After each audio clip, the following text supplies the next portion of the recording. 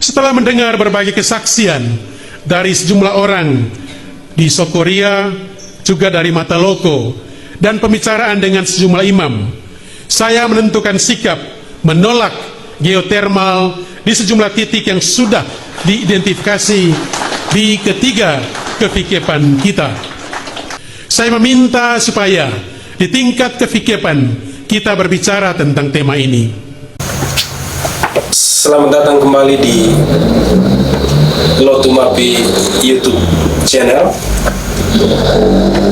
Teman-teman Lotumapi, ketika Uskup Monsinyur Sensi meninggal, Uskupan Agung Ende waktu itu mengalami sede vacante atau tahta kosong waktu itu. Kemudian umat diminta untuk terus berdoa sambil berharap akan uskup yang baru. Kemudian waktu itu diumumkan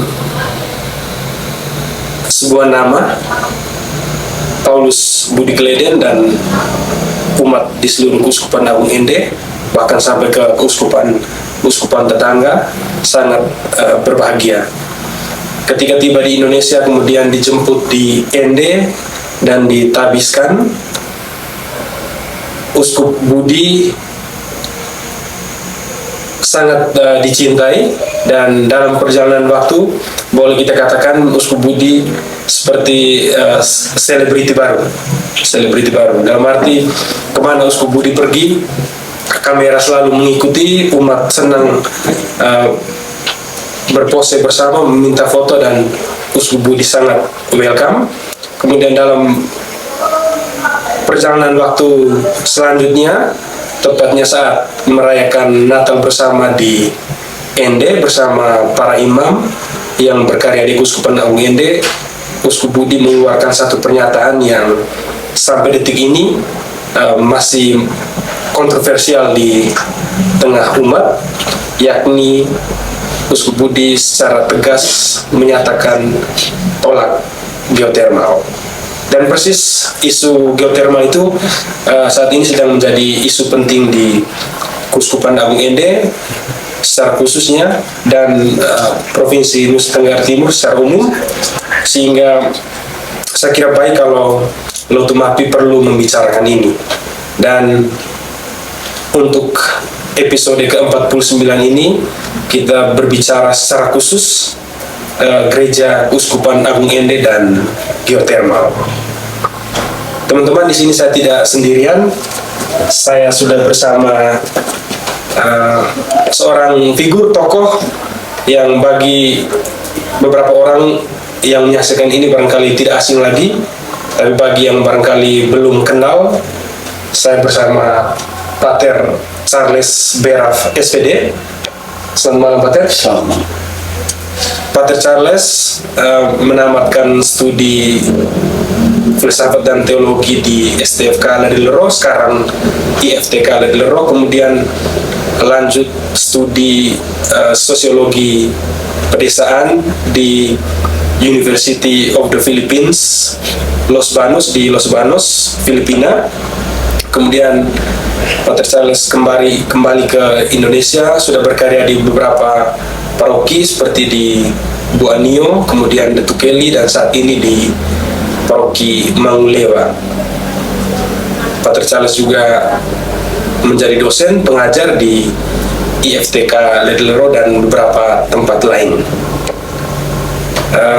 Pater, bagaimana kabar? Kabar baik. Kabar baik. Dari The Tukeli ke Mangulewa, cuacanya sama? Sama, hampir sama, kurang lebih sama. Dan saya kira Pater tiba di Mangulewa persis dengan persoalan yang di awal tadi saya singgung berkaitan dengan geotermal itu. Saya sekaligus mewakili teman-teman Lotumapi. Di balik lensa ada Bung Hansel dan Portas da Cruz. Kami juga mengucapkan selamat datang di Mangulewa untuk Pater, dan saya kira kita perlu obrolkan hal ini. Sedikit lagi kita mau masuki masa pasca 2025. Saya kira baik juga obrolan kita ini bisa menjadi permenungan di tengah umat.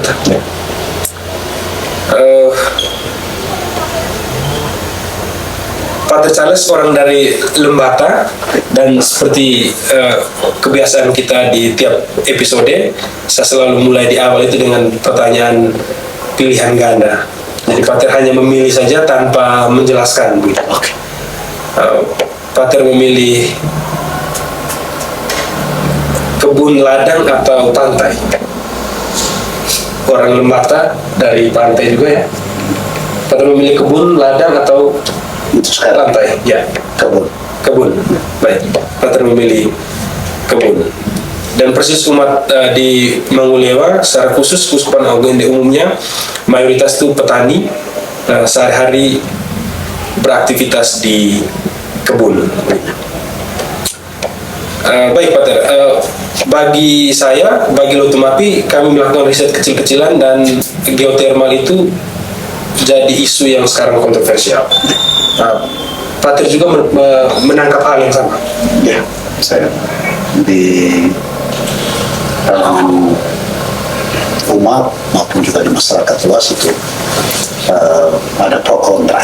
Ada yang mendukung proyek geotermal, juga ada yang tidak mendukung, menolak. Ya, secara khusus di Flores. Baik Pater, kita kembali ke topik yang sudah saya singgung di akhir pengantar tadi, soal Gereja Keuskupan Agung Ende dan geotermal.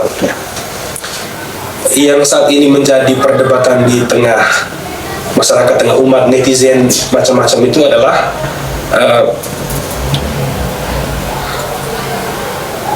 kebanyakan umat, masyarakat, netizen itu masih bingung kira-kira apa yang menjadi basis atau landasan penolakan terhadap geotermal yang diucapkan secara langsung oleh uskup kita, Uskup Budi, sebelum beberapa uskup yang lain ikut. Ini kalau kita tarik dalam konteks yang sedikit lebih luas ya, Paus Fransiskus itu mengeluarkan ensiklik Laudato Si dalam kaitan dengan merawat ibu bumi, ya, rumah bersama kita, dan seperti gayung bersambut. Jadi beberapa waktu setelah Uskup Budi ditabiskan menjadi uskup, lalu mengeluarkan pernyataan yang kemudian menimbulkan kontroversi di kalangan masyarakat untuk menolak geotermal dengan melihat lokusnya Flores. Ya, kenapa gereja menolak? Kita butuh listrik, butuh energi, ya.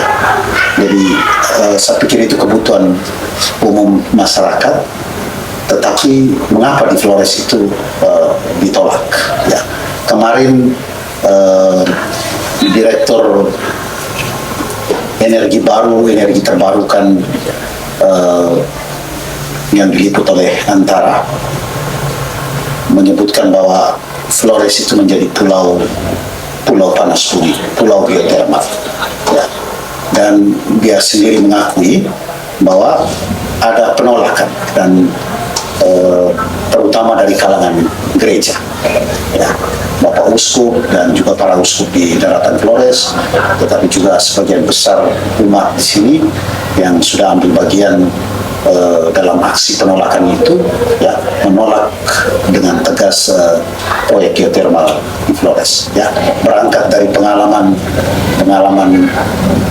eksplorasi geotermal di daratan Flores, di Lumbu, lalu kemudian Mataloko, Sokoriah di Ende, lalu kemudian yang paling baru tahun 2022 di Nage 1 dan Nage 2, di Malanage dan di Tude.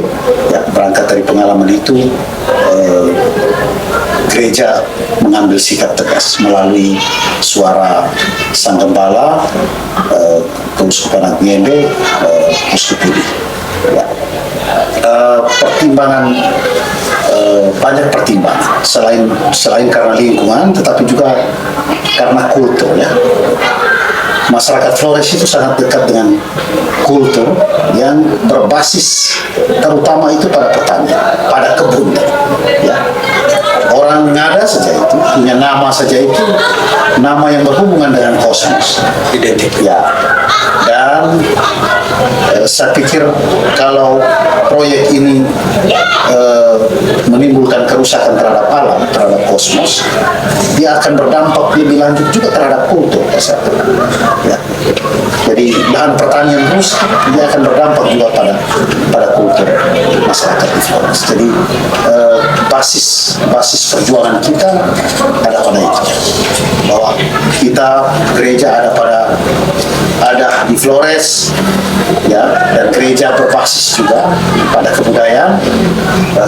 Gereja mesti punya sikap untuk melihat kalau itu kerusakan ditimbulkan oleh proyek tertentu, maka gereja harus punya sikap tegas untuk menolak. Baik, terima kasih Pak Ter. Ya. Tadi teman-teman Lotumapi, Pak Ter Charles sudah menjelaskan basis atau landasan Uskup Agung Ende, uskupan kita gereja lokal menolak geotermal. Pak Ter Charles mulai dengan ensiklik Laudato Si yang dikeluarkan oleh Paus Fransiskus. Di situ berbicara tentang bumi sebagai rumah bersama. Pertanyaan selanjutnya Pak Ter, saat ini menurut netizen, katanya masyarakat netizen umat itu sudah cerdas. Salah satu perdebatan yang coba kami cermati itu adalah umat masyarakat netizen kita sekarang juga mereka menuntut yang namanya kepakaran. Jadi orang ini dia cocok berbicara di bidang ini, orang ini cocok berbicara di bidang ini. Padahal dalam lain kasus kepakaran itu sudah lama mati, gitu kan. Jadi orang yang tidak punya basis di bidang ini dia bisa menjadi menteri di bidang ini, gitu kan. Nah, padahal kepakaran itu sudah lama mati. Sehingga salah satu perdebatan yang berkembang itu adalah bagaimana mungkin kita bisa mempercayai seorang yang studi filsafat dan teologi lalu bicara tentang geologi, bicara tentang bumi, begitu. Nah, itu barangkali bagus juga ini sebagai semacam, mungkin agak sedikit konseptual saya kira, tapi bagus juga sebagai ilmu tambahan. Kira-kira bagaimana Pak Ter coba menjembatani antara filsafat, teologi, kemudian baru dipilih menjadi uskup, tiba-tiba menyatakan untuk tolak geotermal.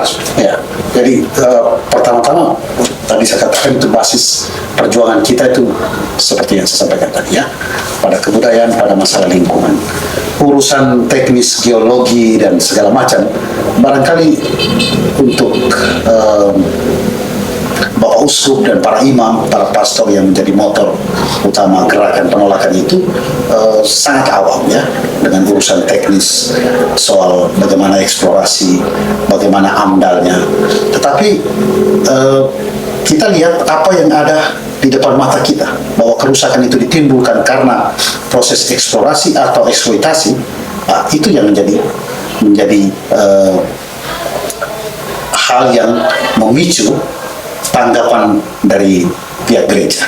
Jadi bukan persoalan dia belajar apa, ya. Ya.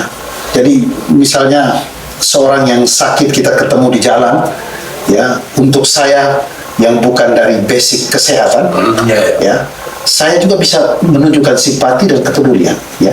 Yang paling penting itu bersuara dulu, dan suara itu dia bisa menjaring, bisa merebut simpati yang lain, termasuk mereka yang disebut sebagai pakar, untuk turut masuk, berpartisipasi, mengambil bagian, menanggapi hal itu. Jadi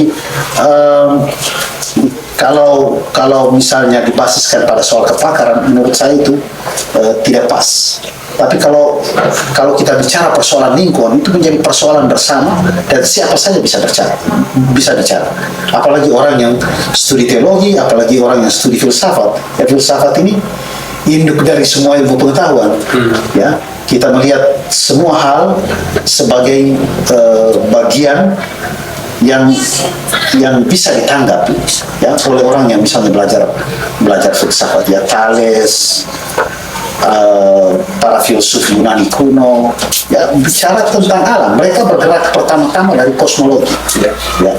Dan saya pikir filsafat bicara cukup kuat soal lingkungan, soal kosmos, soal yang berhubungan juga dengan yang sosial. Ya. Jadi saya pikir kalau kita mau katakan bahwa itu satu filsafat yang terlibat atau teologi yang terlibat, oke, bisa itu. Tetapi sekali lagi kita punya basis perjuangan itu, ya, itu pada soal keprihatinan, ya, atas apa yang dialami oleh masyarakat Flores yang sangat dekat dengan kosmos, yang sangat dekat dengan kultur mereka, ya, pertanian, kebun, macam itu, ya. Jadi saya pikir sebagai agen pastoral, kami para pastor, ya, sebagai uskup gembala, saya pikir dia menunjukkan keprihatinan sosial pada umatnya, ya, pada masyarakat, dengan mengadvokasi soal itu. Baik, Pater Charles sudah menjelaskan dengan sangat baik pertanyaan saya, dan saya senang dengan analogi yang Pater Charles gunakan tadi. Kalau kita bertemu orang sakit di jalan, iya, pertama-tama harus kita tunjukkan itu kan kepedulian kita. Kalau misalkan kita harus berpikir bahwa saya bukan orang kesehatan, jadi saya lewatkan saja, baik. Saya pikir itu analogi yang menarik, dan barangkali penjelasan Pater Charles tadi bisa sedikit menjawab perdebatan yang saat ini sedang terjadi di mana-mana, yang menuntut soal kepakaran tadi. Sebaiknya atau dalam bahasa yang lebih lugas, para pastor, para uskup sebaiknya urus saja liturgi, kan. Sedangkan geotermal itu, ya, itu urusan teknologi, urusan politik, macam-macam. Nah, apakah teologi masih relevan? Sangat relevan. Jadi Yesus saja itu, dia bukan perawat, dia bukan sekolah menjadi seorang dokter, tapi dia menyembuhkan banyak orang sakit. Ya, dia disebut sebagai tabib, dia bisa disebut sebagai perawat, dia bisa disebut sebagai dokter. Ya, jadi pertama berangkat dari tadi soal keprihatinan, lalu dia apa yang bisa dia buat dari dia itu, ya, dari sisi dia, dari apa yang dia ketahui, apa yang dia bisa buat untuk menyelamatkan orang sakit ini, ya. Jadi kalau mau ngomong dari sisi teologi, ya, ini teologi keselamatan, ya. Kalau orang sosial, dia akan katakan ini sosiologi keselamatan, ya. Atau dari seorang filsuf, dia bisa katakan ini filsafat keselamatan, ya. Jadi dari perspektif, dari basis tertentu, kita bisa mengambil kepedulian, menunjukkan kepedulian kepada satu masalah tertentu, seperti itu. Baik,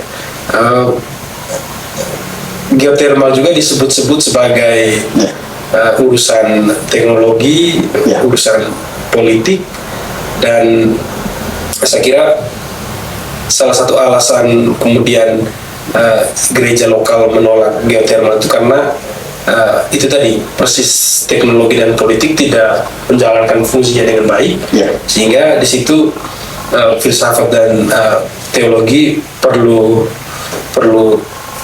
ambil alih atau angkat bicara, begitu. Nah, saya sengaja sedikit menyinggung soal filsafat dan teologi karena ada ada sedikit kesan yang negatif ketika kita kembali ke tengah masyarakat. Di situ seringkali masyarakat mengatakan bahwa, ya, kalian yang studi filsafat dan teologi itu terlalu mengawang-awang, gitu, terlalu mengawang-awang. Dan saya kira kalau sebelumnya muncul tokoh-tokoh tertentu yang kemudian menjadikan filsafat itu sebagai perbincangan sehari-hari, saya kira penolakan yang dilakukan oleh gereja lokal, saya kira bagus juga. Kemudian di situ kita bisa menemukan bahwa ternyata filsafat dan teologi itu dia relevan dalam semua situasi, begitu. Gereja lokal tidak takut, begitu. Tidak takut dalam arti barang ini sudah jadi kontroversi di tengah masyarakat. Sedangkan gereja sebagai sebuah institusi institusi iman, ya sebagai sebuah agama gitu kan. Nah, dia mestinya punya kecenderungan untuk membuat nyaman lah semua umatnya pengikutnya.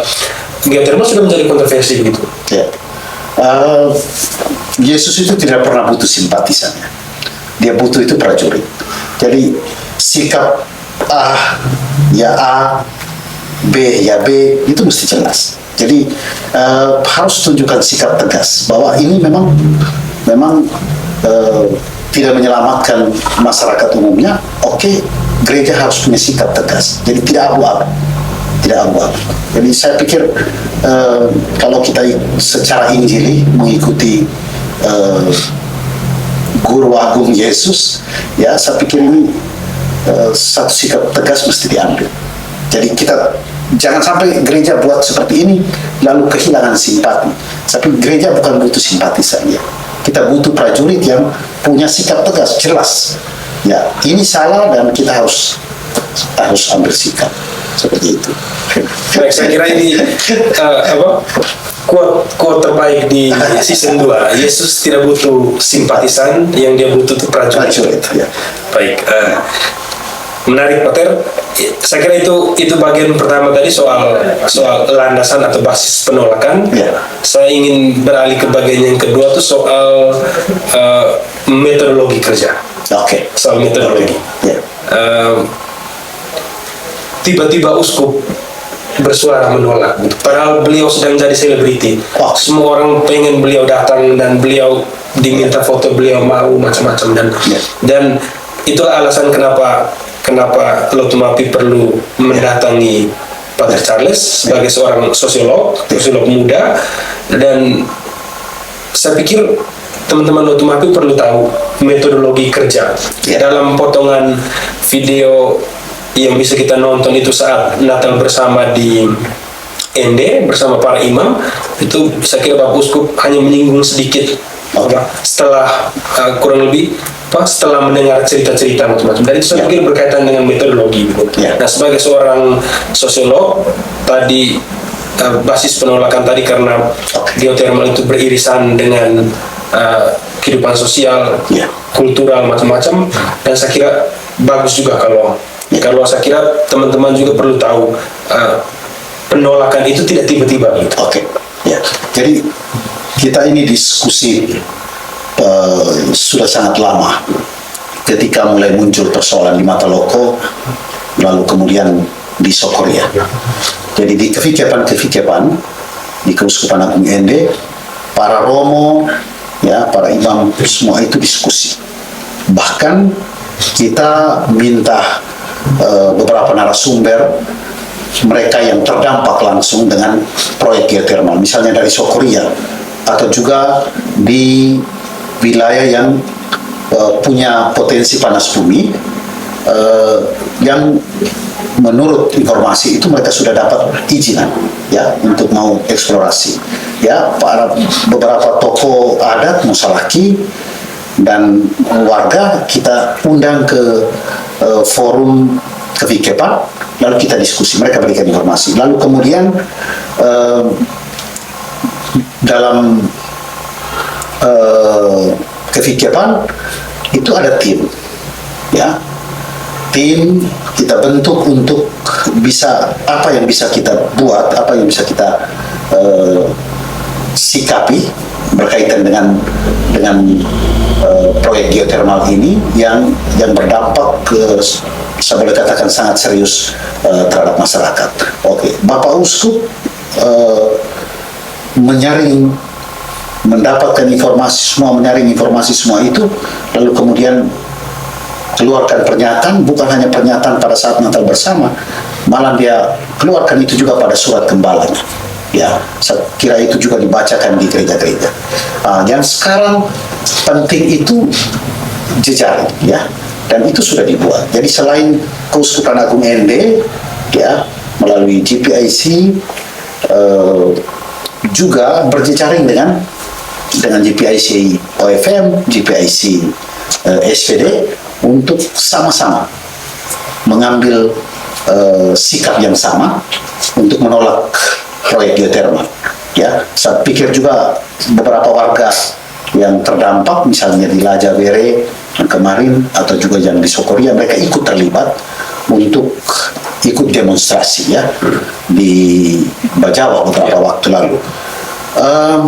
Sekarang hal yang paling penting itu bahwa harus ada gerakan sosial yang sedikit masif dan sedikit sistematis ya. Karena ini berangkat ya atau bermula dari pernyataan Bapak Uskup ya. Saya mau petakan ini lebih terperinci lagi bahwa gerakan sosial ini berjalan dalam sistem tertentu. Yang pertama itu saya boleh sebut ini makro sistem ya. Makro sistem itu siapa di sini? Itu institusi religius. Dalam hal ini Gereja Keuskupan Agung Ende. Ya. Sistem makro tadi, pada level makro tadi, Bapak Uskup mengeluarkan pernyataan dan itu dia berdampak luas kepada masyarakat. Tetapi bahwa mesti diingat bahwa persoalan lingkungan bukan hanya persoalan Gereja Keuskupan Agung Ende, ya, tapi juga persoalan banyak pihak. Maka sebagai institusi religius, dia juga punya jejaring, misalnya dengan kelompok agama lain, Hindu, Buddha, yang Islam, yang juga akan mengalami dampak serupa. Jadi bukan hanya persoalan gereja, tapi juga persoalan lebih luas, persoalan sosial. Ya. Baik. Pada tingkat kedua, sistem yang kedua, saya boleh sebut sistem meso atau ekosistem. Ya. Yang tadi saya sebut itu basisnya itu pada budaya. Jadi Bapak Uskup keluarkan pernyataan di atas, lalu itu dituangkan lagi dalam surat gembala. Dia berbasis pada konteks masyarakat Flores, ya, ekonya itu pada kebudayaan tadi, yang berkaitan dengan lingkungan, berkaitan dengan kosmos tadi, seperti saya sampaikan tadi. Ya. Pada tingkat yang ketiga, di bawah itu mikrosistem. Ya, gereja punya potensi karena ada komunitas basis, ada komunitas-komunitas perjuangan, ada kelompok-kelompok yang bisa dijaring. Jadi apa yang Bapak Uskup nyatakan berbasis pada kebudayaan, lalu itu turun ke bawah, itu dia bisa diterapkan atau diterjemahkan atau bisa dilaksanakan juga dalam basis, dalam komunitas-komunitas basis perjuangan itu. Apa yang bisa dibuat? Pada tingkat yang keempat, itu yang tingkat individu, ya. Ada banyak orang yang belum terjaring dalam sistem itu, masa mengambang ya. Jadi mereka dengar informasi ini, mereka rasa untuk apa mereka tolak? Karena kita butuh listrik. Ada yang mungkin ini Bapak Uskup yang bersuara, kita harus ikut. Jadi mereka belum masuk dalam itu. Jadi saya pikir satu gerakan sosial yang bisa diambil oleh keuskupan, tetapi dibangun dengan satu sistem. Jadi sekarang Bapak Uskup bersuara, oke, suaranya basisnya pada mana? Oke, lalu itu diterapkan di mana?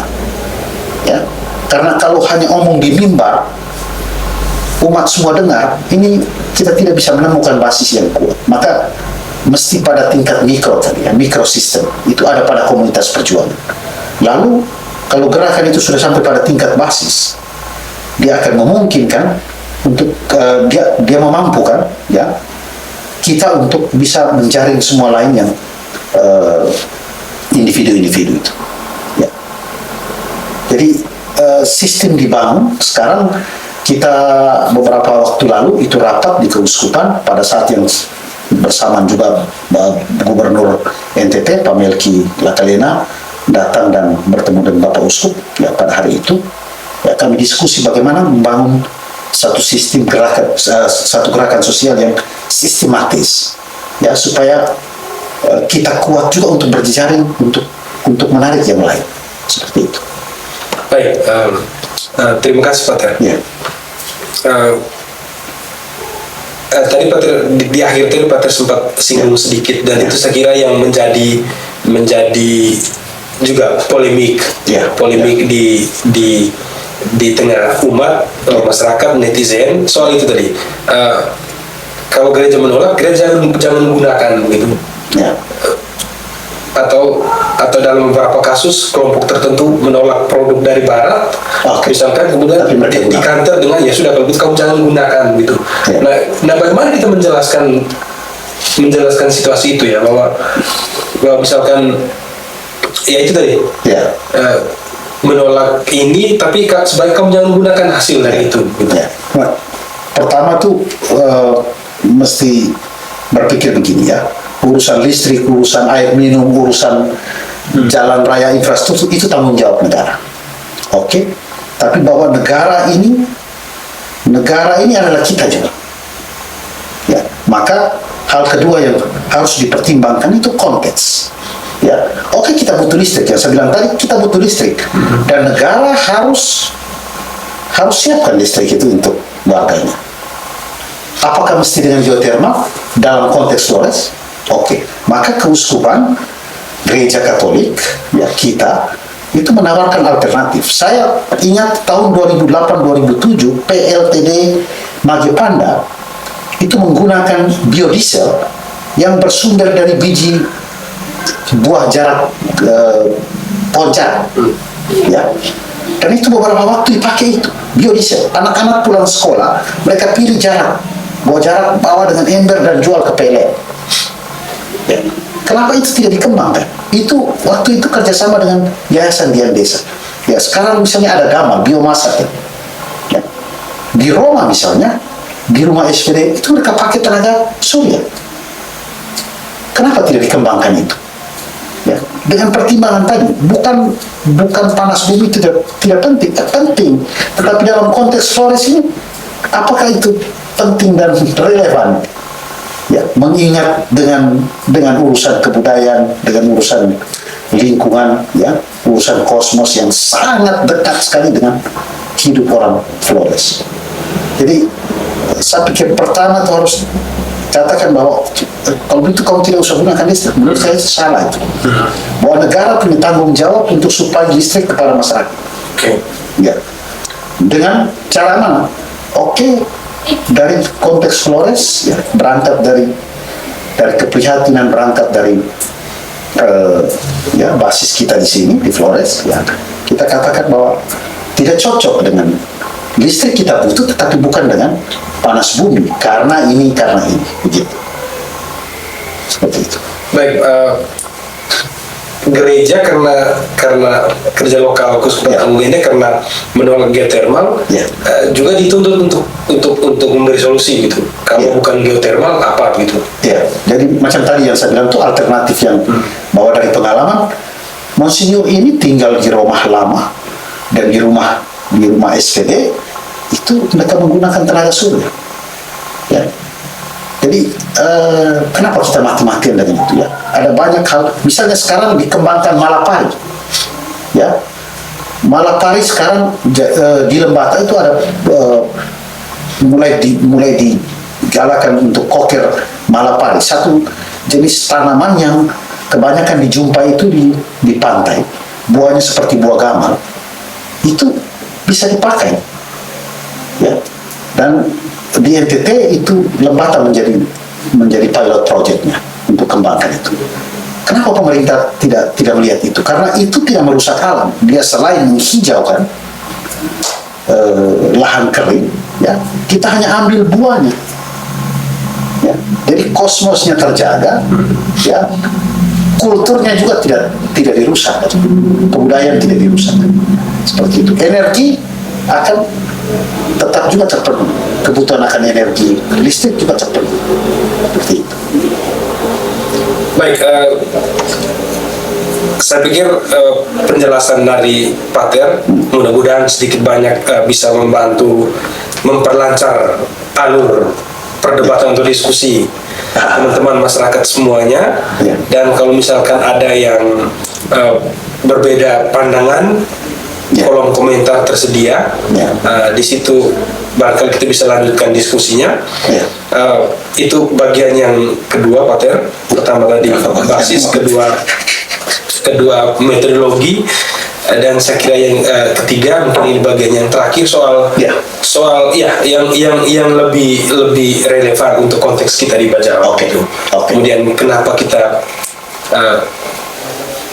proyek itu juga ada di Kabupaten Ngada, di Bajawa. Kenapa kita harus menolak itu? Dan pertanyaan saya di awal tadi, kebun atau pantai?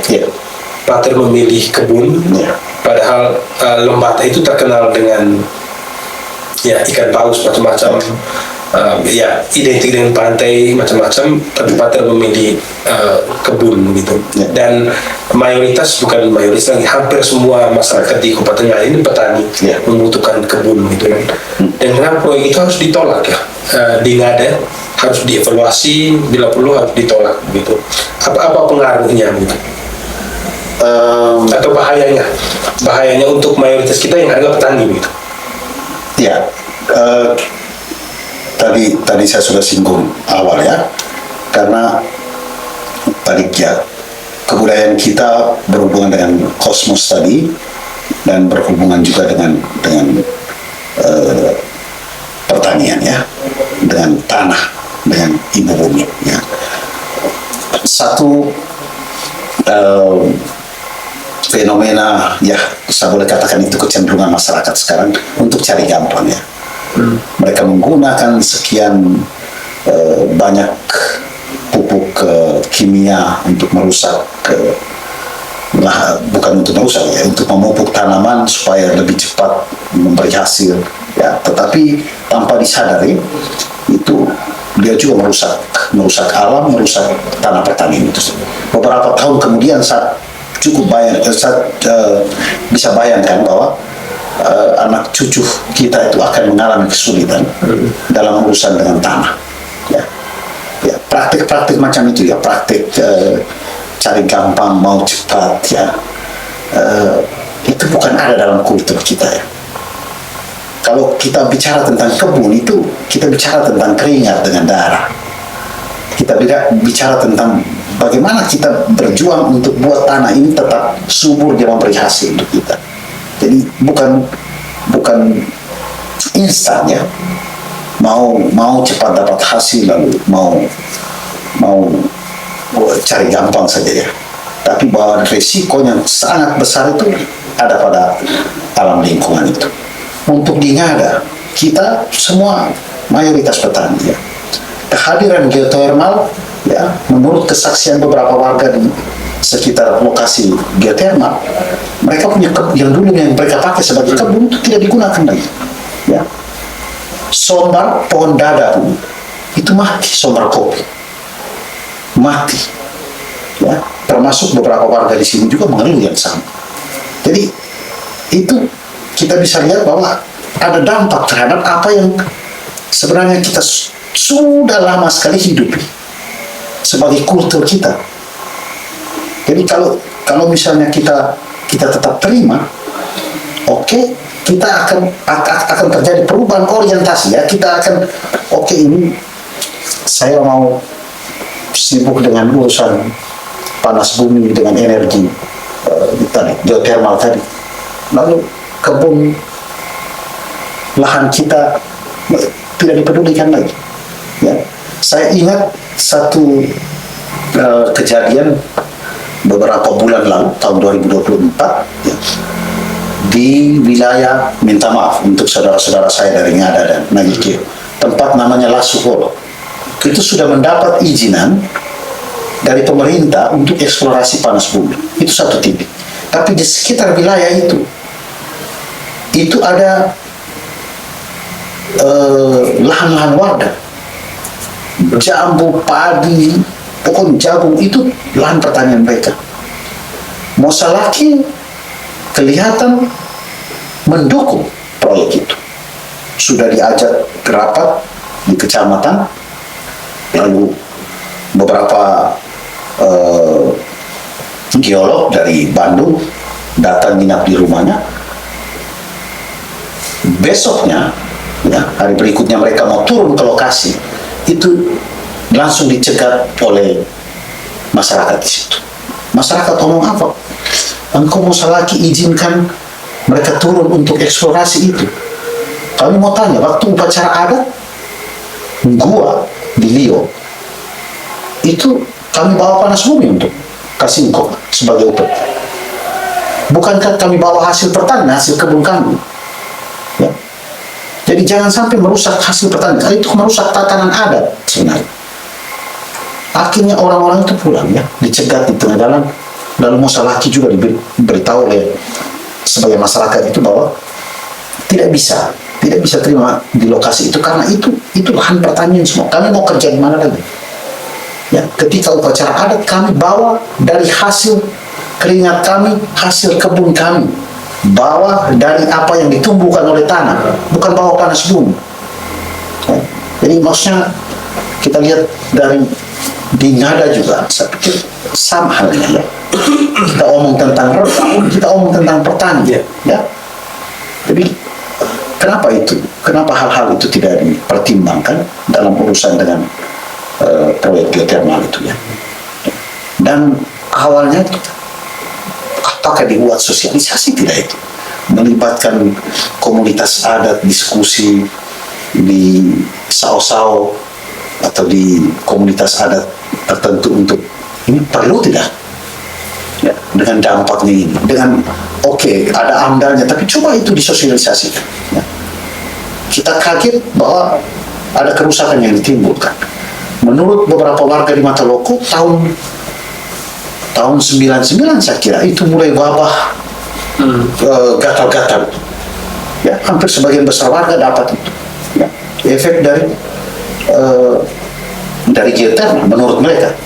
Bahwa setelah mereka mulai buat pengeboran, kami wilayah itu saja Mataloko yang daerah sekitar itu kena hal-hal macam itu ya.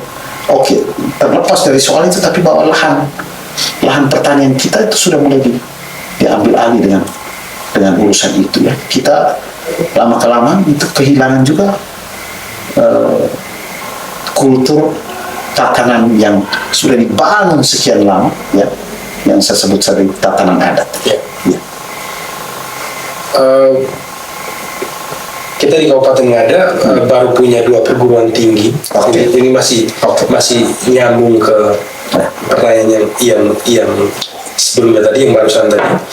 Dan persis di jantung Kabupaten Ngada ada STIPER, Sekolah Tinggi Pertanian Flores Bajawa, bukan ITB, Institut Teknologi Bajawa gitu kan.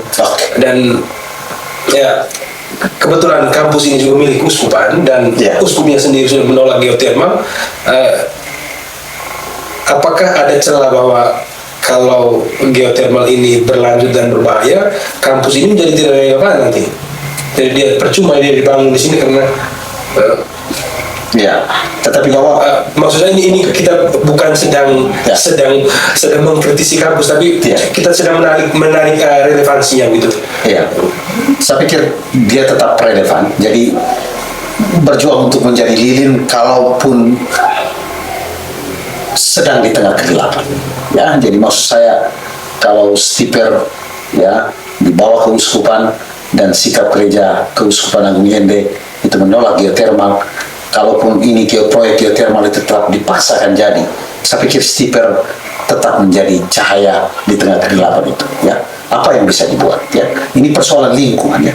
Bagaimana STIPER bergerak bersama masyarakat misalnya mengkampanyekan soal bagaimana pertanian yang ramah lingkungan.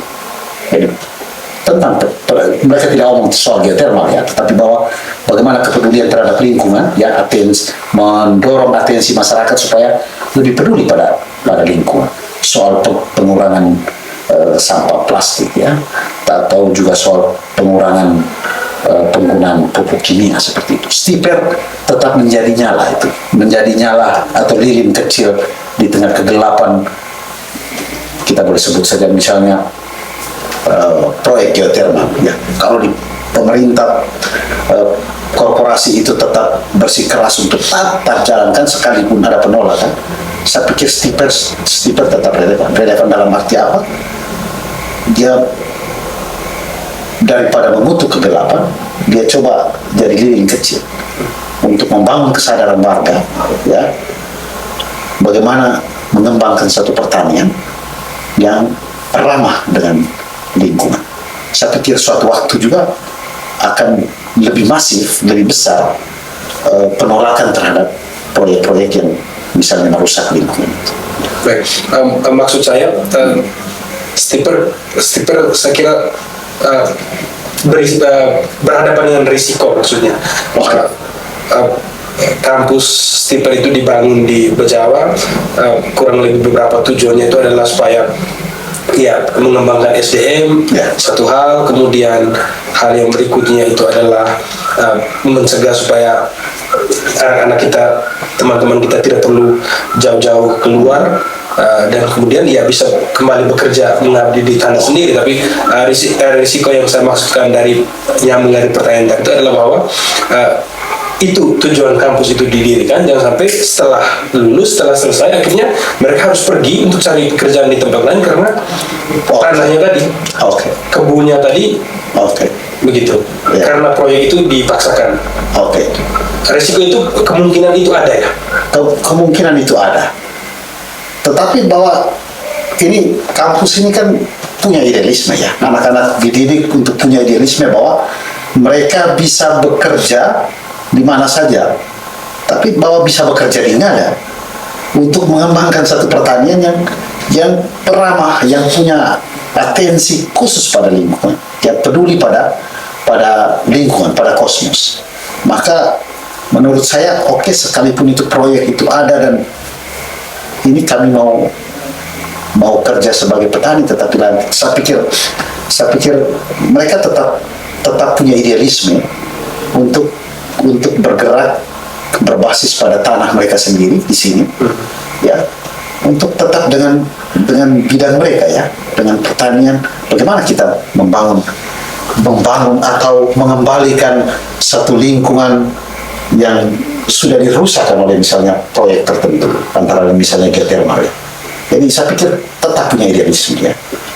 Jadi, yang saya katakan tadi, mereka tetap jadi satu lilin ya, tanpa harus padam karena kegelapan itu sendiri.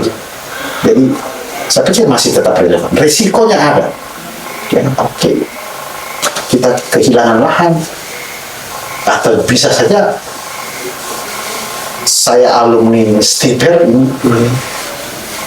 ini dididik untuk jadi petani yang punya otak ya, tetapi barangkali kepentingan pragmatis mendorong saya untuk lebih baik peduli dengan urusan misalnya geothermal. Mungkin ada risiko macam itu ya, tapi saya pikir dari kampus sendiri, mahasiswa, alumni semua itu punya idealisme itu, mau menjadi petani. Ini dalam situasi ini bagaimana untuk mengembangkan satu pertanian ini.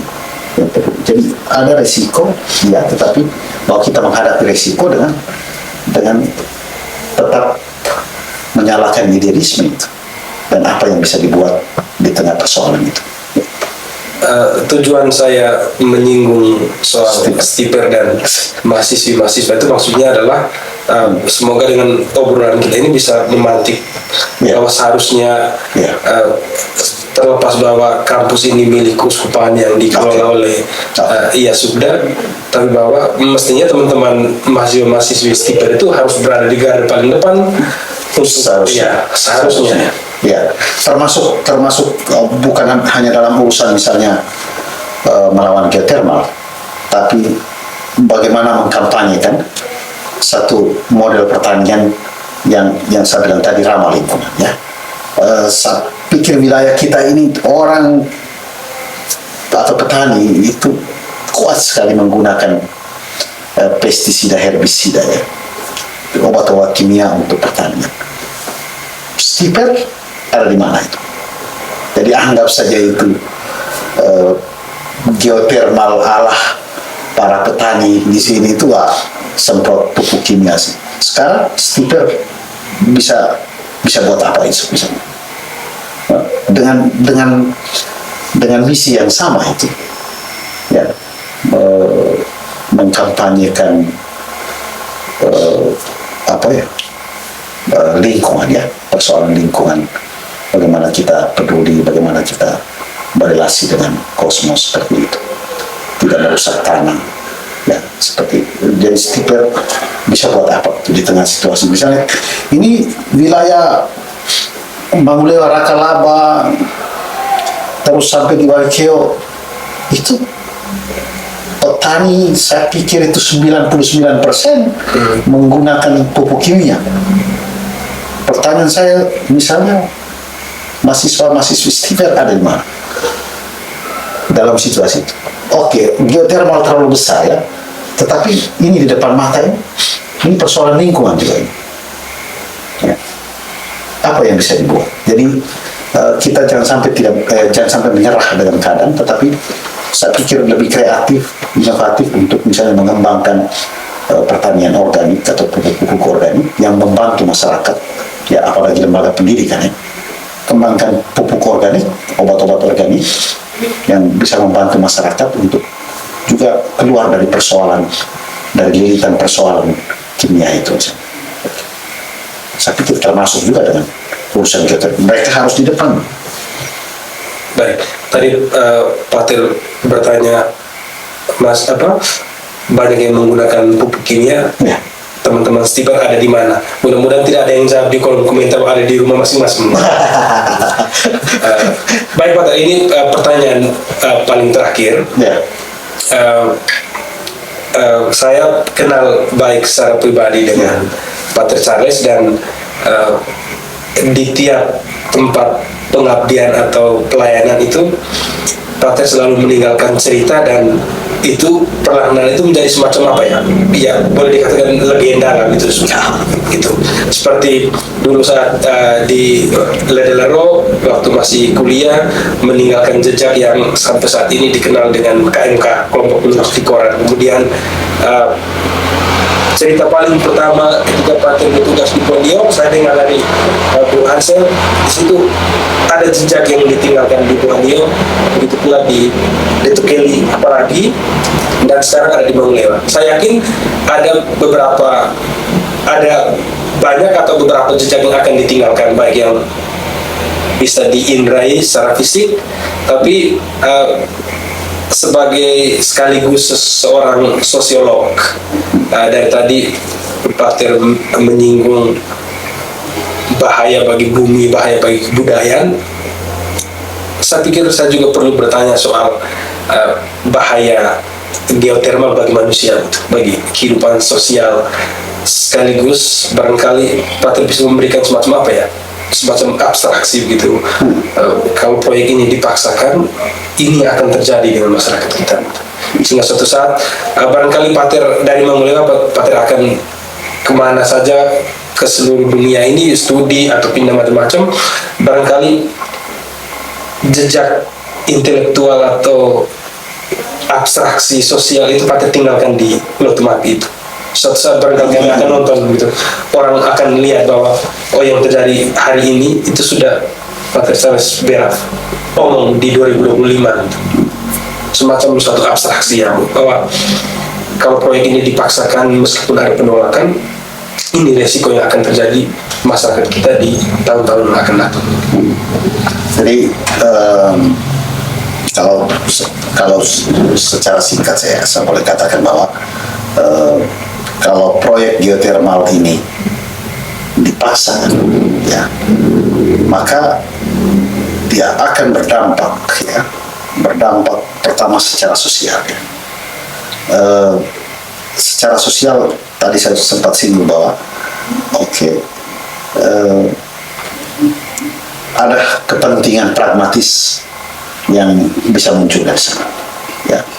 Orang akan ada perubahan cara hidup ya. Kita sudah ada proyek di sini, mau bisa hidup, silakan bekerja di sana, atau untuk apa kita pusing lagi dengan urusan pertanian ini, sekarang kita semua serba dengan listrik. Jadi itu secara sosial akan dampaknya besar sekali. Lalu secara kultural, ya, saya bilang tadi dampak kulturalnya itu soal tatanan adat berubah. Karena kultur kita itu dekat sekali dengan urusan pertanian, dengan urusan kosmos. Jadi tatanan adat akan berubah, ya. Kewibawaan seorang Mosa laki, seorang tua adat itu akan luntur, ya. Dan ya, legitimasi secara adat juga akan longgar dengan sendiri suatu waktu, ya. Saya pikir ada banyak perubahan yang kita alami di tengah masyarakat dengan kehadiran misalnya teknologi yang tidak dikendalikan secara bijaksana, kontrol misalnya merusak akhlak. Ya. Orang gunakan HP saja secara tidak terkontrol, tidak dikendalikan secara baik, itu anak-anak ya kalau tidak cukup kuat, tidak cukup kokoh, mereka akan juga jatuh dalam hal-hal yang tidak dikehendaki. Ya, sama halnya dengan itu. Ya, kalau ini dipaksakan maka akan merusak ya secara sosial tadi yang saya bilang, akan ada perubahan ya, cara hidup ya, akan ada perubahan orientasi, orang bisa menjadi sangat pragmatis. Ya. Tapi secara kultural ya tatanan adat itu akan rusak dan legitimasi kultural adatnya itu akan longgar dengan sendirinya. Siapa itu Mosolaki? Hari ini kenapa kita bicara soal Mosolaki, bicara soal itu adat? Oh, tidak ada. Ya. Jadi basis perjuangan Gereja Keuskupan Agung Ende ya dalam urusan dengan itu karena melihat ini, ya, ada banyak nilai baik yang diwariskan oleh kebudayaan kita yang harus dijaga. Ya. Ini yang keluarnya itu tolak geotermal, tapi yang di belakangnya, yang paling bawahnya ini itu ada pada masalah kebudayaan. Saya kira itu singkat sekali itu soal itu ya. Berarti pembangunan itu tidak selalu membawa kemajuannya. Prinsipnya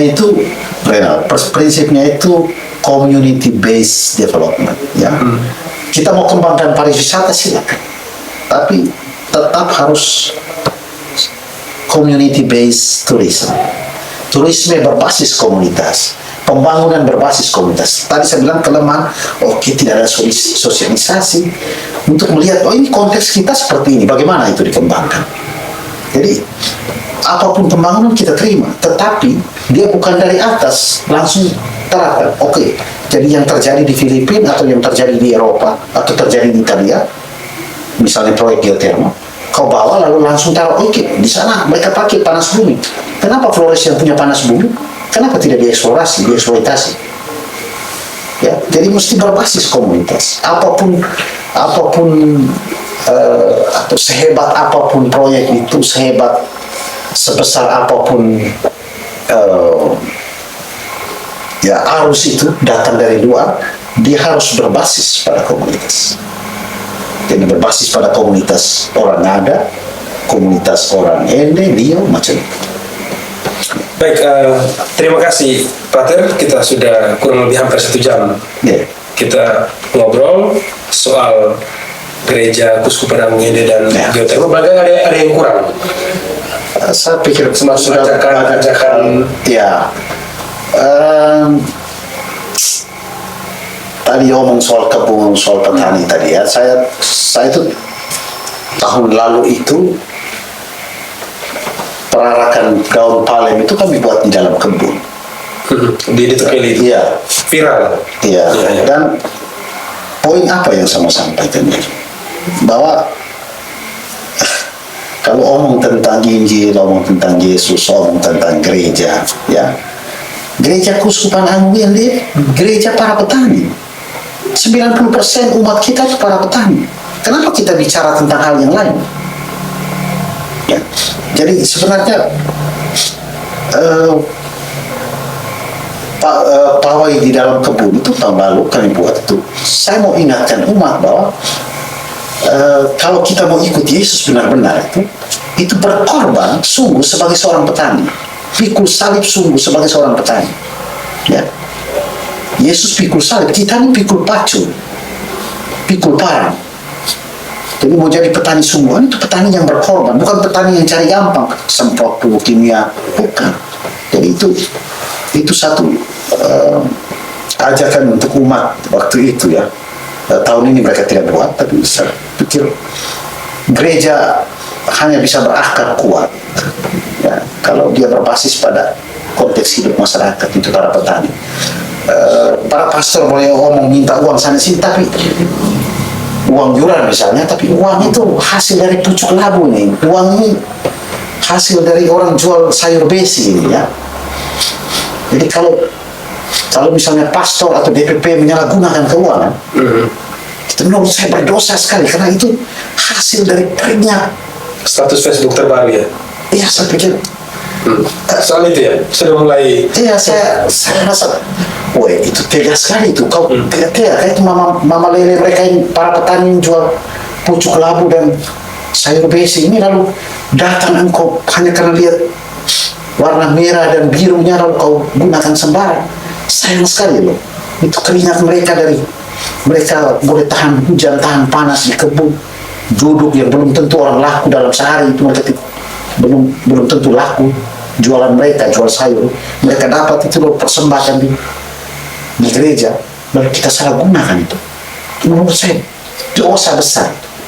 Dan dosa antara lain itu kalau kita membangun gereja, menjalankan misi Yesus ini di Keuskupan Ende dengan mengabaikan konteks hidup masyarakat yang adalah petani tadi. Mesti ditanamkan di gereja Keuskupan ini gereja para petani. Ya, 90%. Semua bangunan gereja yang gagah-gagah kita lewat di jalan itu dari pucuk labu itu, dari besi itu, dari rose, dari keladi. Harus ingat itu. Itu sudah. Baik, ini barangkali satu-satunya pastor yang bicara di publik tidak bicara bahwa pastor juga manusia ya. Oh ya, tidak. Nanti kita memaafkan semua hal. Ya, baik. Terima kasih Pater Charles, obrolan kita sudah cukup panjang. Saya kira beberapa pertanyaan yang kita tanyakan sudah dijawab dengan cukup baik.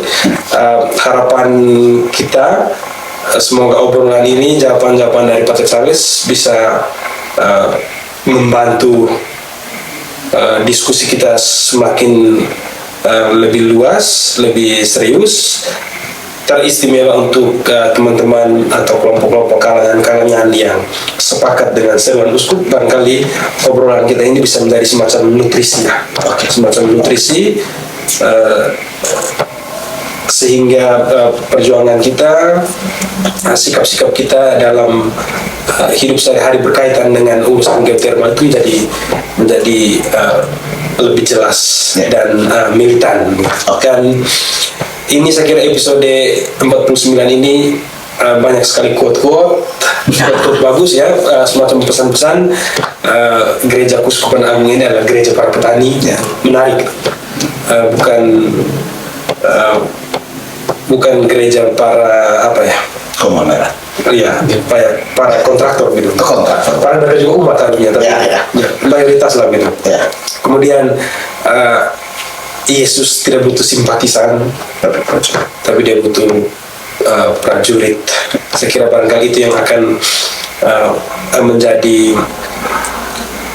ringkasan dari keseluruhan diskusi kita ini. Selain juga bahwa di awal-awal tadi bahwa filsafat dan teologi dia akan selalu relevan dalam situasi sosial kultural kita manusia gitu.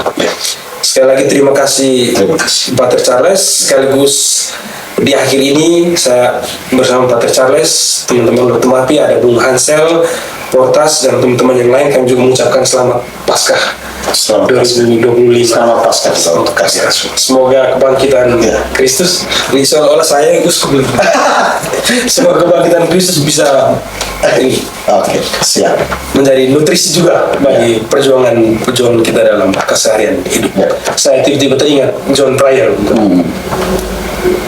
Sekali lagi terima kasih. Terima kasih ya. Teman-teman, salam Lotumat. Salam.